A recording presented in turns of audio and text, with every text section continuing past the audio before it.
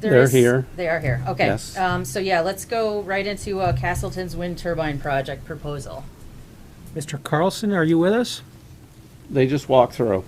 Oh, okay. Well, David Blittersdorf just walked through, so Okay. if somebody goes out and Oh, reels them in, please. That door's supposed to be open there. Yeah, I think the next meeting- Yeah. Thank you.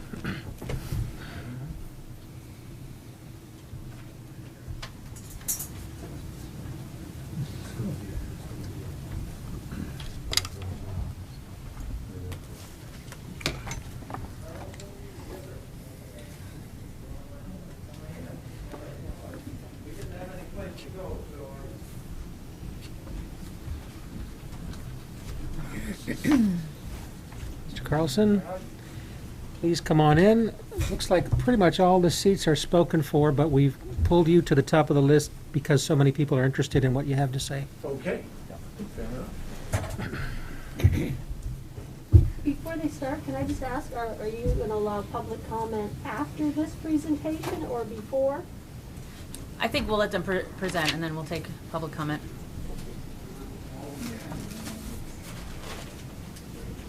John, did they get the one-page Yes. fact sheet? They Yep. did? Yep. Okay. So just to present myself, my name is Sam Carlson. Community Relations, Grandpa's Knob Community Wind. Okay, thank you. I might as well give you mine too. That's it. Thank you. I've got all my shots distant for a reason. So, wear the mask is illegal from coming in. So I appreciate the opportunity to. Pardon me, Yep. are we having a problem maybe with the camera? You're right in front of the camera, I'm sorry. There's, AED, maybe there's room? yes, over here. Okay, I can go over in that corner. Yeah, don't be bashful.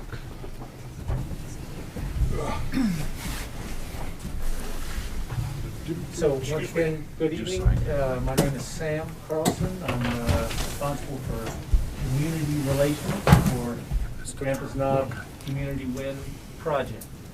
I'd like to just sort of spend about 5 minutes letting you know about the project, highlighting a few key points, and then here to answer any questions you might have about the project.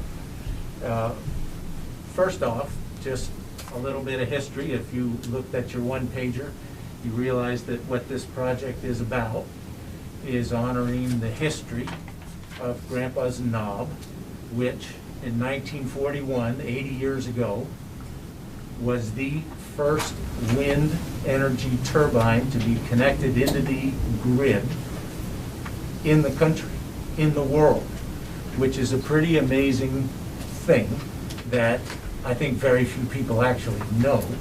And we think that that is something that is going to become even more important in the decades ahead as wind energy itself all around the world and in the country and elsewhere. We realize how important wind energy is for the environment, for sustainable renewable energy going forward. So this project is about honoring that history and that legacy of Palmer Putnam 80 years ago. Let's be very clear what this project is not. This project is not the project that 9 years ago, I'm sure folks in this room and folks in the surrounding towns fought very hard to make sure it didn't happen. That was a 20 turbine project going along 7 miles of ridgeline. This is a single turbine, 1.5 megawatts. The tower height of this turbine is approximately the same height as the communications tower that is on Grandpa's Knob right now. There is already a road, a truck-ready road that goes to the top of Grandpa's Knob. There are already power lines that go up to the top of Grandpa's Knob. Grandpa's Knob is already a developed, or if will even disturb area. We don't have to build a road. We don't have to cut down a whole bunch of trees. We don't have to take up power lines. This is a single turbine. There is very, very little environmental impact of a single turbine project where you've already got a road there, you've already got the power lines. Okay?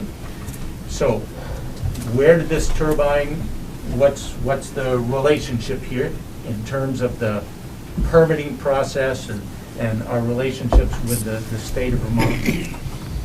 So last week, the state of Vermont's renewable energy program, called the Standard Offer Program, made an award in their wind technology block for a 1.5 megawatt project. Okay? That standard offer contract basically stipulates a rate at which Green Mountain Power will purchase that electricity for the next 20 years. That is not permitted. I want to be really, really clear here. We are not in the permitting phase. Permitting is probably 9 months away, 12 months away. As soon as we knew that we were likely to get the standard offer award, the very first thing we did was reach out to the surrounding towns. I met last week with the Castleton Select Board, with the Hubbardton Select Board, meeting with you tonight. I'll be in West Rutland on Monday night. Hope to see anyone who wants to be there. I'll be at the Rutland Regional Planning Commission on the 19th. I'll be in the town of Proctor on the 25th, and I'll probably be back with the Castleton Select Board on the 25th as well. Our desire is to make this a community wind project.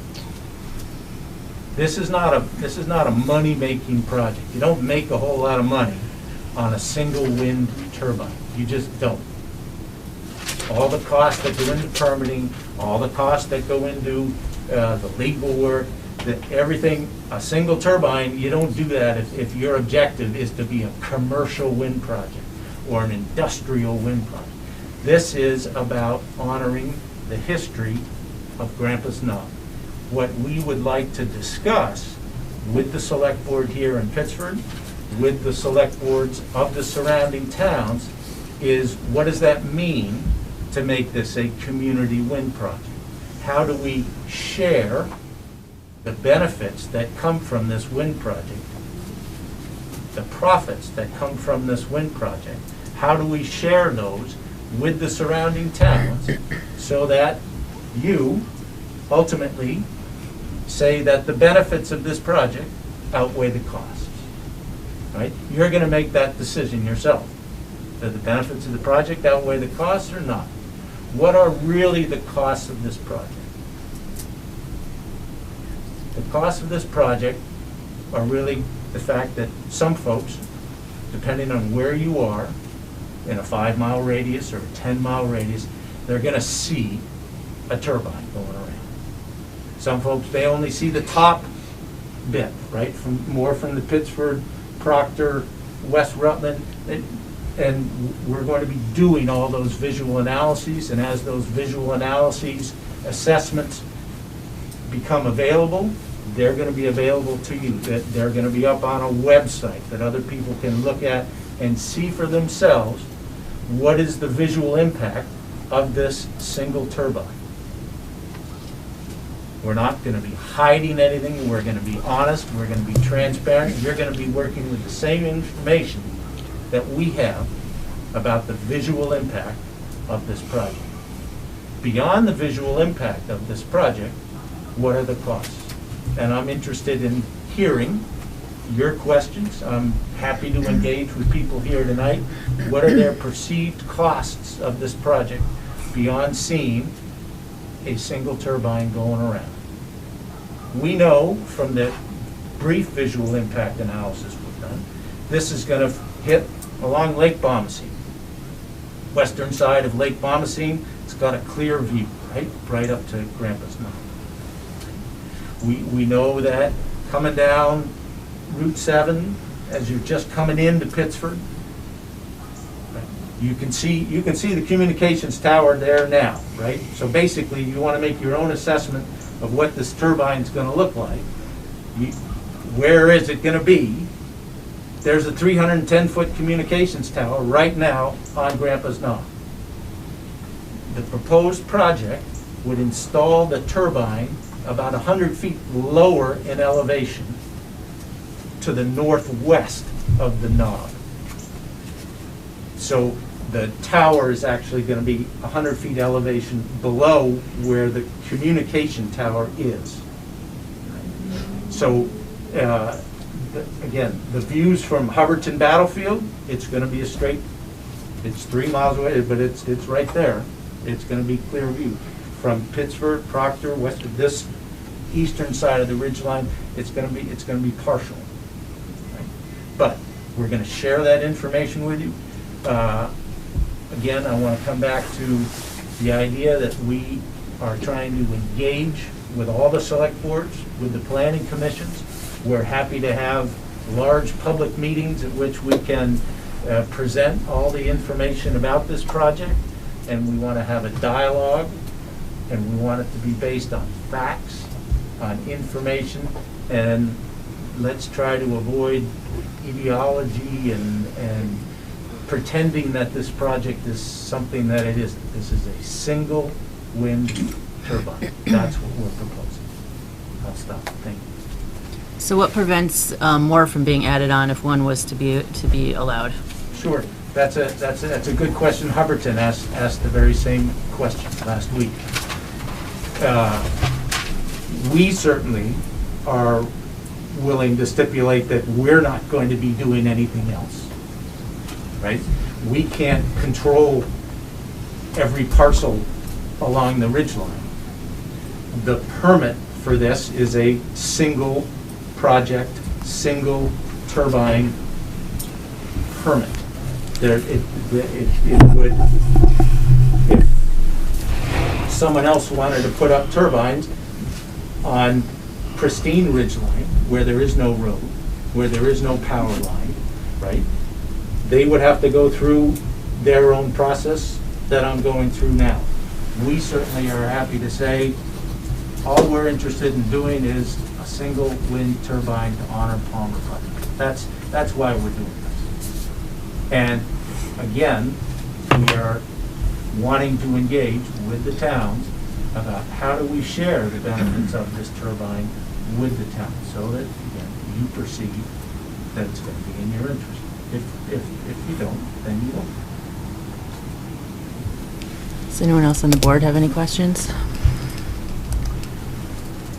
Where's the money coming from to fund it? Is it Yep, this is an entirely Vermont project. state money? No, well, it'll be a Vermont bank that we will borrow money from to build the project.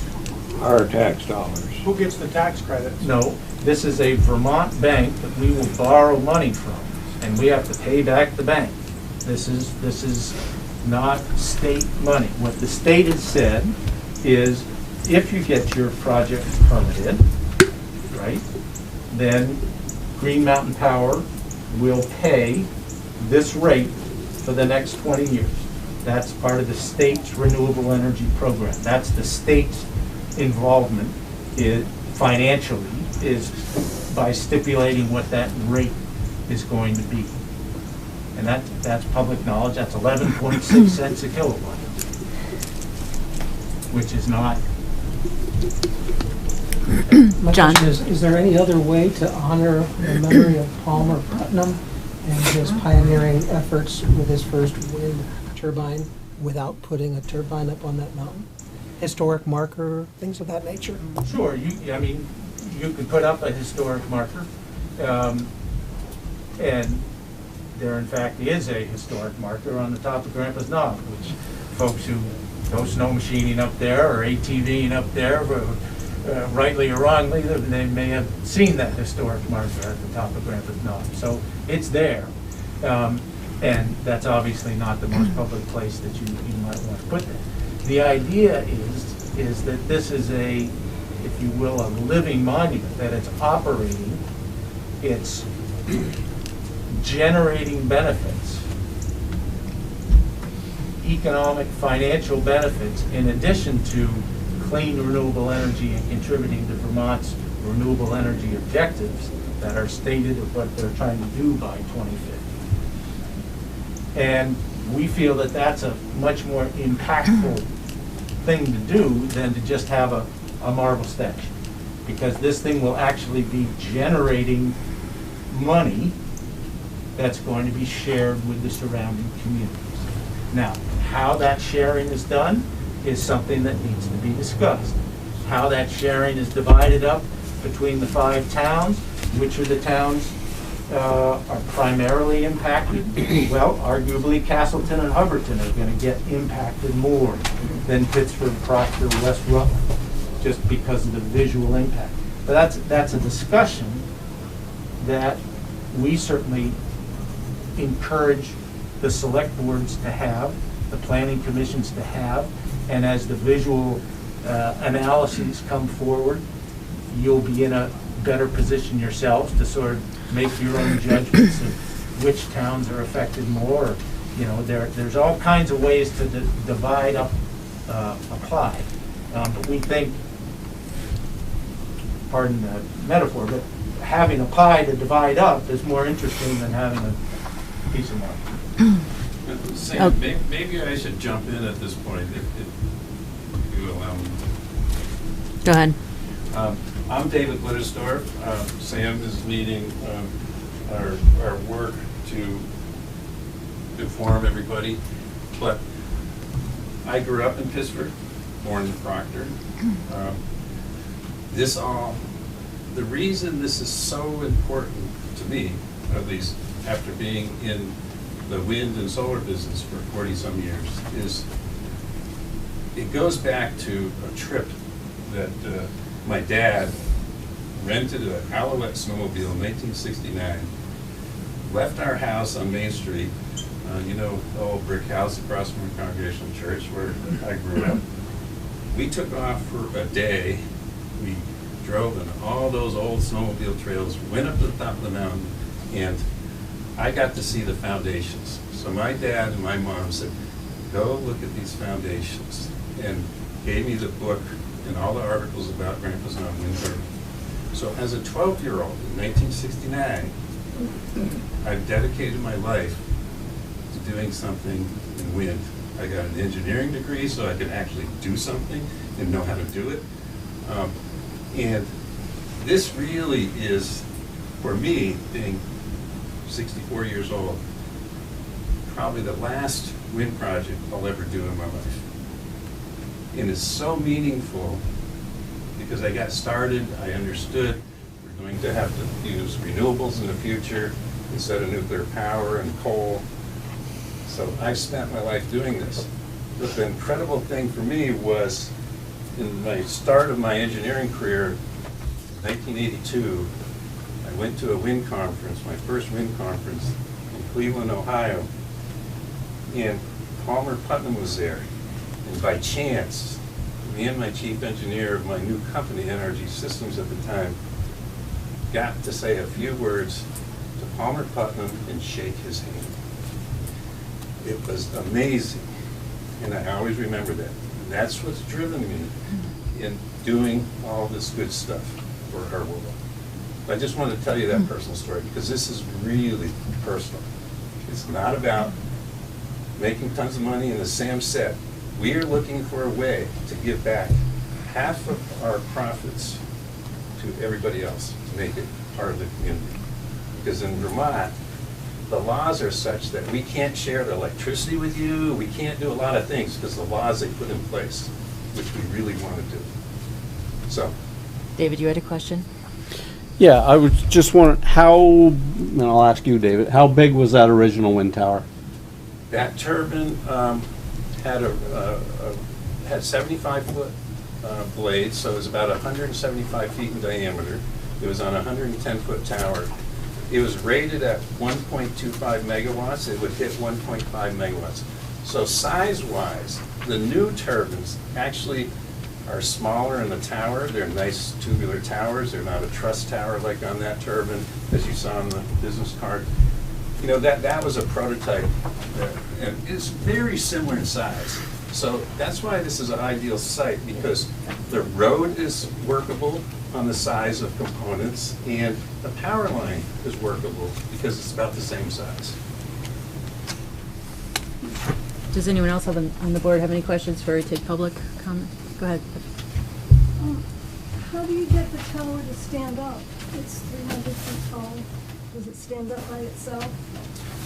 No, what we have to do is bring in a crane, and the crane has to be high enough to go all the way to the top of the tower and lift all the components. And the tower comes in 4 sections, so they're about 70 feet long. They weigh a lot because they're 12 feet in diameter, and they're steel, but it's a round tubular tower that tapers. So the components, the tower is put together, the nacelle and the generator are put on, and then the 3-bladed rotor is lifted up. So it's all done on site, and then the crane disappears. And what about into the ground? How does it stay in the ground? There will be, we have to do drilling and core samples to see how good the rock is. It's either embedded rock anchors, or we pour a foundation of concrete. So you blast into the rock? You What's that? You blast into the rock to get... Well, you drill into the rock, you don't blast it using. I did forget to say to please identify yourselves before you speak for the, that's okay. I was reminded from back there. Go ahead. No. Okay. Lisa Wright from West Rutland. I actually live in West Rutland, Whipple Hollow Road. I have so many questions, and before we get in the weeds of all the details and the stories about how wind turbines are made, I'd like to bring us back to, I have a script so that I won't go off it. How many times must our towns say no to industrial wind projects? Before we even have this conversation, we said no back in 2012 to a larger project. At that time, we reviewed our town plans, and thank you to the select board for supporting that and your efforts in that. We reviewed our town plans, and all 4 towns have written protections for our ridge lines and prohibitions against industrial wind into our town plans. Rutland Regional Planning Commission has written a letter to the Public Utilities Commission stating this and stating that they will intervene against a CPG application for this project. And I have copies of that for everyone on the board and probably for a few people here as well. Grandpa's Knob Community Wind, community? There's no community in this. This is a project which will absolutely divide our communities. You might as well call it Grandpa's Knob Divided Community Wind, because that is exactly what has happened in any place where these projects have been put in place. It's presenting an ineffective solution to global warming that will divide our communities and irreparably damage our ridgelines and our quality of life. And they might say it's only one turbine for now, but once you've undone those town plans by allowing one turbine there is nothing to stop the other 19 or 20 from coming in next. The developer has stated that they're being transparent and that they want to work with the communities. The time to have started that was before the developer submitted a bid for the standard offer program. He should not have submitted that bid without doing his homework and speaking to the towns first, without knowing that our town plans prohibited this. This project became known to the public after the standard offer contract was awarded, as Sam has attested. Did town officials know of this project prior to this date? Did anyone in the select board? Or John, did you get any heads up of this before that? There is a precedent for the Public Utilities Commission not looking on this favorably, that a developer has gone to a bid on and received a contract without doing all the necessary homework ahead of time. So I'll rest there, but I've got a handouts if, would you mind helping me with those? Yeah, there's a summary of what I just said, and this is the letter from the Planning Commission. If you can just kind of hand that out. Sure. 25 copies or so there, and I have more here too. Go ahead. So, and I guess maybe I'm a little confused between, do you have a contract, or did they just give you a rate. When we applied, we did awarded, but it's not a signed contract. It's another 30 days away before we actually have a contract. We have There's a few extras. zero. Okay. So again, I want to be really clear, right? We're at the very, very beginning of what I'm sure is going to be a long permitting process, right? We don't anticipate filing for a permit for another 9, 10, 12 months. Right? This is as upstream as we could be when we found out that it was likely that we were going to get the standard offer award. As soon as we knew that, I reached out to John, I reached out to all the other town managers and got on the agendas for the select board.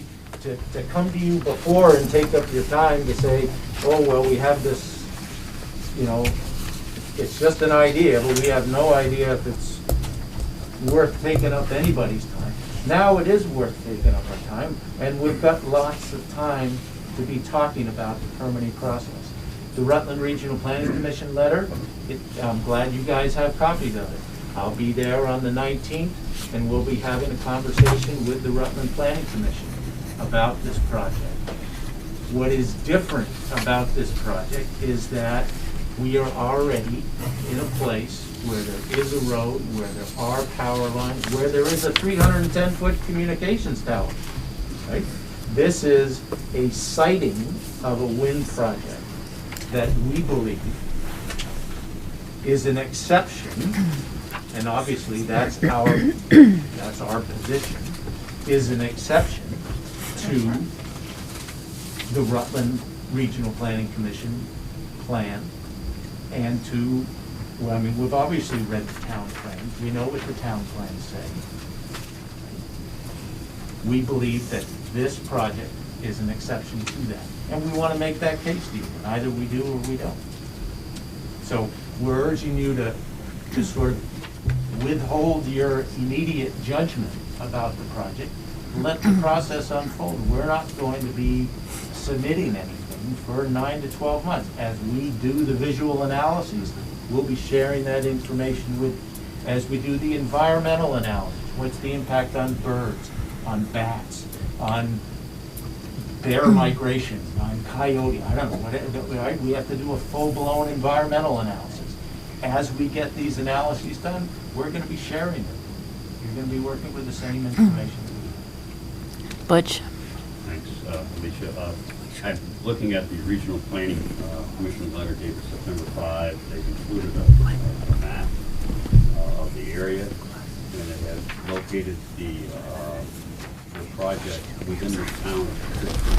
And then I said earlier, though, that you're now taking it off the ridge line to the west, so which town? It is in Castleton. It's in Castleton. And I spoke with Ed, and he said, yeah, the map's not ready. It is, it's about 500, 600 feet from the West Rutland border, I think.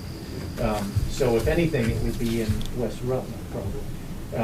But It's in Castleton. It is in Castleton. The land parcel, the tax ID parcel is in Castleton. Yeah. Go ahead. Yes, I'm Sandy Mayo, and I was at the top of Belleville Road. I believe that you had these conversations with me 8 or 10 years ago. Not with me. You or someone in your company. No, different company. Same plan. No. Doesn't matter. I know this might not mean much to everybody, but I just spent a whole day over the weekend over at VINS, which is the Vermont National Science Organization, dealing with birds that have been damaged. And the two main things that damage birds are cars and nerves and stress. So we might want to talk about how many birds are going to be stressful and nervous and either sit in a cage for the rest of their lives and have their habitats ruined. I think that's very important. I think it's actually more important than money. I think right now our environment is more important than money, and I find that you are arrogant to come in here and go against all our town plans and make us go through this whole process again during this particular time in history. It's total arrogance. I'm shocked that I have to get out of my house and come and do this all over again. Thank you. Thank you, Sandy.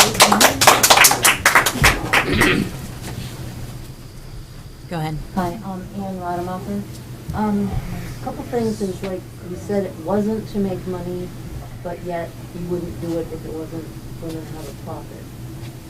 So that will confuse it, whether it was for the money or not for the money. I think the original one was 160 feet, and this would be 438, I think, if that's right. The other thing is, I also am concerned that once one is up there, that it's just it's setting a precedent, and then they may not be you guys, but maybe somebody else would come in and say, well, you've got one there, so it's harder to say no once things work. And I guess if you really wanted to honor him, you could build a model down at the face where people could actually stop and look at it. Because I'm not sure if they were honoring the Wright brothers at Kitty Hawk, if they'd put a 747 there. That's all. Thank you. Go ahead. So, Hi. sorry, just as a matter of, I'm happy to respond, but I also know there are lots of people who want to talk, so. Yep, oh, yeah, I want I'll just. Yeah, go ahead. I'm Vicki Franco, I'm from Belleville. I'm not a speaker, I wasn't prepared for this. But I sit here and I listen to this money and the benefits and the dreams. But what about our dreams and our money and our homes for people who are gonna live under the shadow flicker, the noise, the property values that have plummeted, the unsaleable houses? Where are our benefits going to be? They don't care. And who's going to help us when we can't sell our house? They don't care. We have health issues. We have to abandon our home. We are literally on Belleville Road going to be living under the shadows of this thing. And we said no once. And we said no once. And we're There are gonna not defend ready roads. Belleville Road is not a ready road. Grandpa's Knob Access Road is not a ready road. We're gonna defend our homes, I'm telling you that. So where are our benefits? Where are our dreams gonna go? What happens when I try to sell my home and nobody wants it because there's a wind turbine up there? What then? Any of yous don't care. Lisa, who lives on the other side of the mountain, where's her benefits? It's a bad idea. Just for you guys to get federal subsidies and dole out a little money That's a to a handout, there's town? money to get. Where is my benefit? We've had it. My town gets a few dollars? It's gotta be the other side. You're gonna have a park up there, you're gonna put picnic tables Yeah, in a grassy area. you because mentioned a wanna- memorial. Are people gonna be allowed to go up there? People do memorials for people to visit. You're gonna let families go up there and spend the day with a picnic table in some grassy area? Maybe a community garden? Yes or no? I'm asking you guys a question. If the answer is no, it's an industrial site. It's not a historical site. It's a bad idea. Just give you my So, opinion. excuse me, is anybody gonna answer what my benefits are? It's up to the chair to decide. Yeah, I thought it was rhetorical. Yeah, go ahead. Sorry, Bev, give it just a very minute. quickly, We have a lease for 14 acres of land. We do not control the other 770. One is all it takes. Just- One is all it takes. That's the fact. That is okay. Okay, yeah. With the original wind turbine on Grandpa's Knob, apparently the people who lived under it, the flicker from that smaller turbine made their lives almost unbearable. I mean, they had to close curtains, and it wasn't pleasant. I mean, so it's not pleasant. Any more questions, comments? Mike Getcha, live in Woodland. I was a big part of the previous wind project. And the description is a very heartfelt description, which we've all heard. And we know the shadow parts of those descriptions, like if you compare it to the tower that's up there right now and being at the same height and the same size, it's probably true, but the tower that's there now is like a lattice tower. The sun shines through it. Sometimes when the sun's out, you can't even see it up there. But a 12-foot wide tower with like 150-foot blades going around and around, it's going to stick out way more than the communications tower is. And if you live like on our side, like maybe we won't be as close as Hubbardton or Castleton, but we live in, we call it the Hollow. So like where I live, 6 miles from West Rutland, I can hear the train go through in West Rutland like that. I can hear the fire whistle in Rutland City because it just comes down the hollow. So like, I just wasn't a part of the last meeting to sit in a chair in the meeting. Took an airplane, I flew by some of these places. They're big, they're huge, they're gigantic. If the sun is behind it and they are turning, then you can see it more or less. So the similarities there are good, and you know there is like a heartfelt part of that you want to have a little memorial. But I too agree, like put up a plaque or put up something down below or put up some kind of a scale model in the museum in Castleton or the Historical Society. It's those benefits are going to far outweigh putting up a turbine, which in my opinion, totally my opinion, it's just going to open the door to like a domino effect all the way across. So once that door is open, there's probably no closing it. We live with the tower. People with the tower made some improvements on the lights. You don't even see it blink anymore at night most of the time. And I just think it's a bad idea for what's planned. You know, and like sometimes when these projects are turned about and happen, there is a gigantic federal and state tax credit which comes back to the owner, which is very beneficial to them. You know, so there's a lot more than meets the eye. A slick presentation. So my vote is no. Anyone else? I also live in Whipple Hollow, and I have one question for all of you. How many of you people in here remember seeing that first one?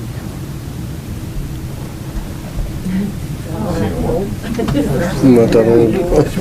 Oh, you did? I remember the old windmill. I was 6 years old.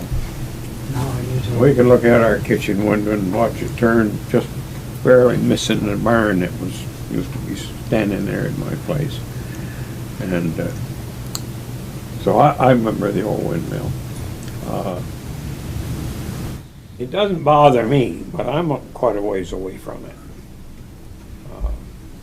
People that live close to it, their concerns are much more important than mine.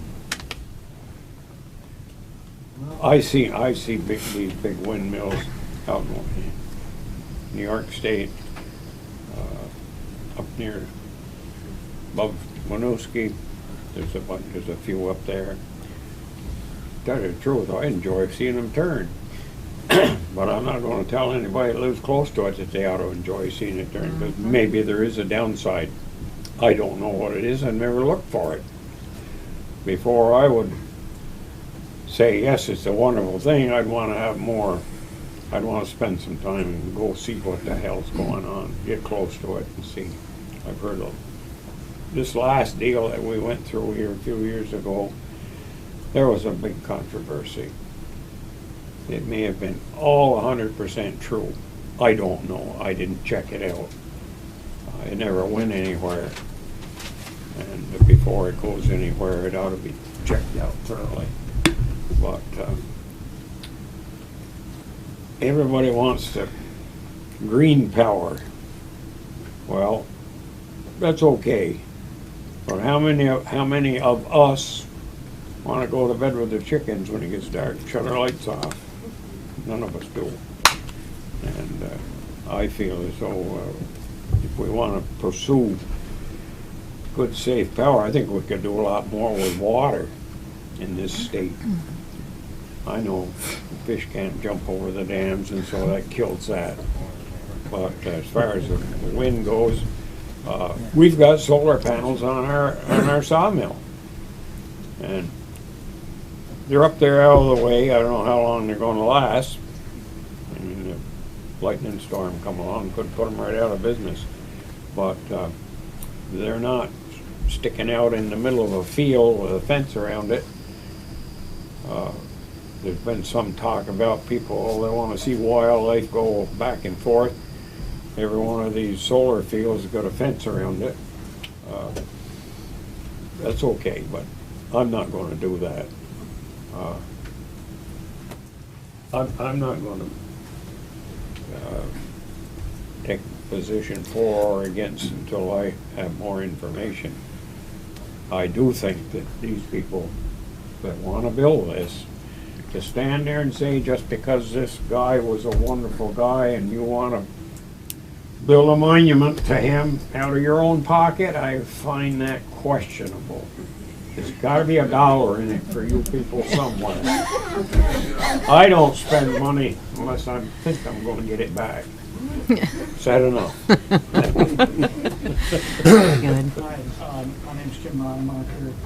I almost unfortunately renewed a lot of acquaintances here this evening over a reason that I never thought I would meet such acquaintances again. So many of these people put their heart and souls into an endeavor that many of you also lived through at the same time. And as was mentioned earlier, I'm very grateful to this select board to have visited this whole issue 10 years ago. And with your help, this community loudly said, no industrial wind should be put on that ridge line. Period. And that's all that needs to be said. Anyone else? Go ahead. Pam Sokol, and I live on Whipple Hollow. Brentwood Knob is right behind me, so I will have all of your ill effects. And I do say ill effects. As I mentioned before, on our last visit, about 10 years ago, I do not want you in my backyard. I don't know how many more times I can say it. Stay out of my backyard. I don't want you there. If you want to do a museum, there's plenty of places that are open for rent. Rent a storefront, have at it. Do it there. You do not need to wreck or do anything else to our mountaintops. Do you understand? Do you really understand? Are you listening? I'm listening to I hope so, because we've been this round before, and we'll be here again, over and over again, to fight you. I don't care how many you put up.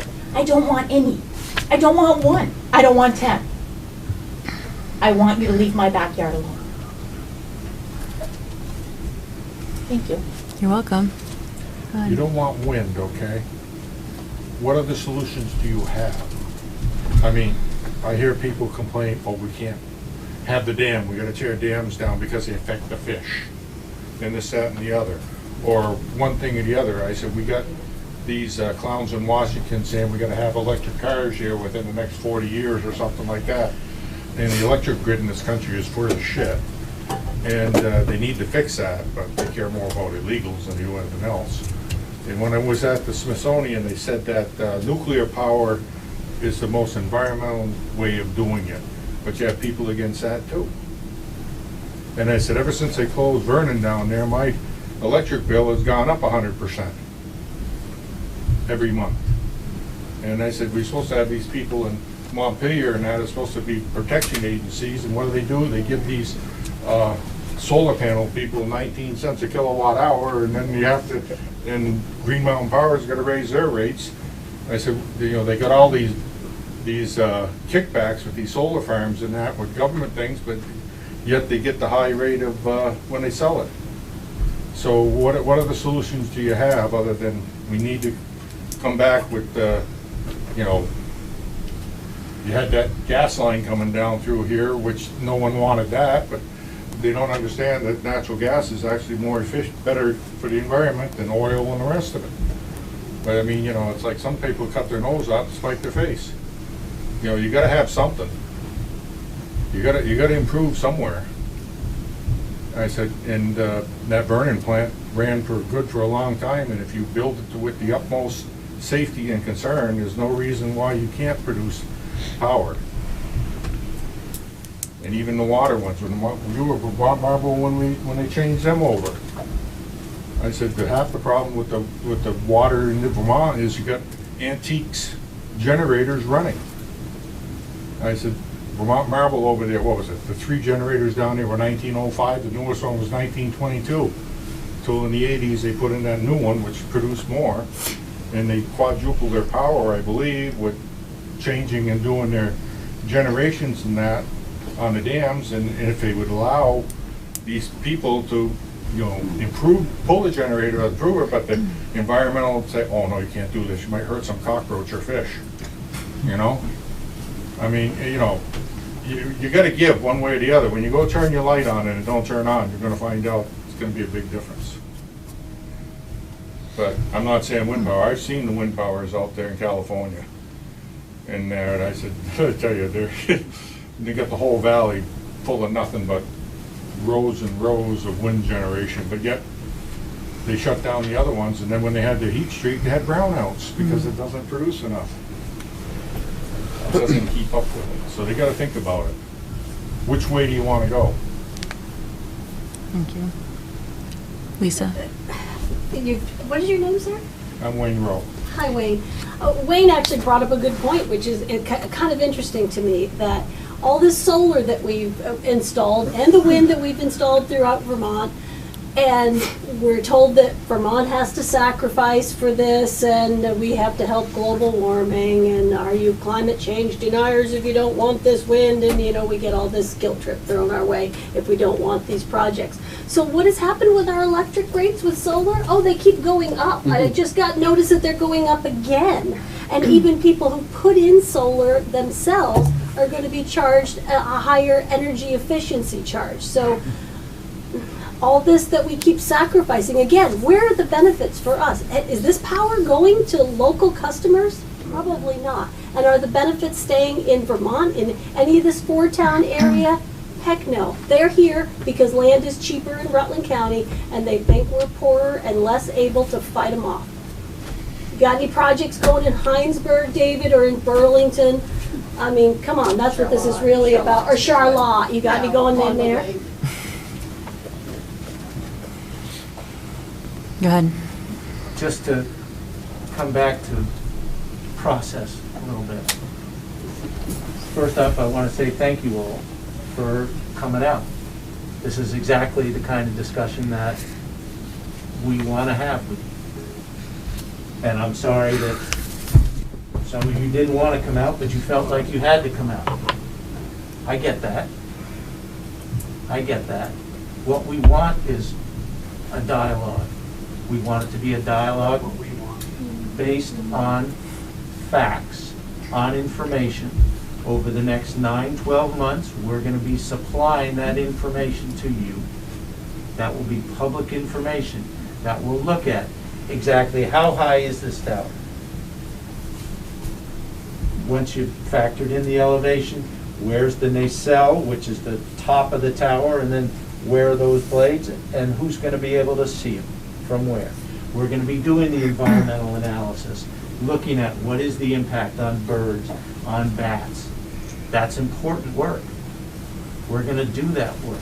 We're going to look at the shadow flicker. We're going to look at the sound issues.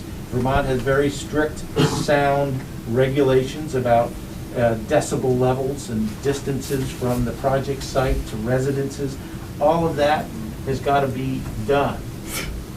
We're going to be sharing that information. What we're saying is, we're coming to you at the very, very beginning of this process. We're beginning the dialogue. We're going to be providing more information about the project as our analytical work and the assessments that didn't make any sense to do until, in fact, we got this award last week. So now we're starting that process. And I'm saying just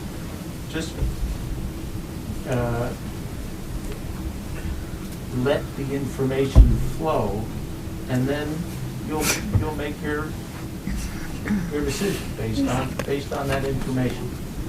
I think there's a saying that says, what part of no don't you understand?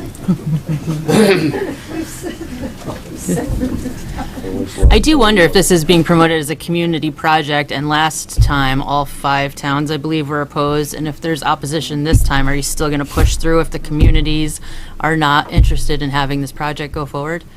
Yeah, that's a fair question. I think what we want to do is, again, engage with the select boards and discuss, again, what are the costs of the project? What are the benefits of the project? I think you need to get a fuller picture of those things before you say yes or no. Okay, getting to the point where if it was no, then would you still push ahead? 12 months from now, after we've done all the analyses and we've laid out in front of the towns, here are the benefits that we perceive, and that's going to, obviously, it's a negotiation amongst the 5 towns as to, how the net operating profits of the turbine are divided up amongst the towns.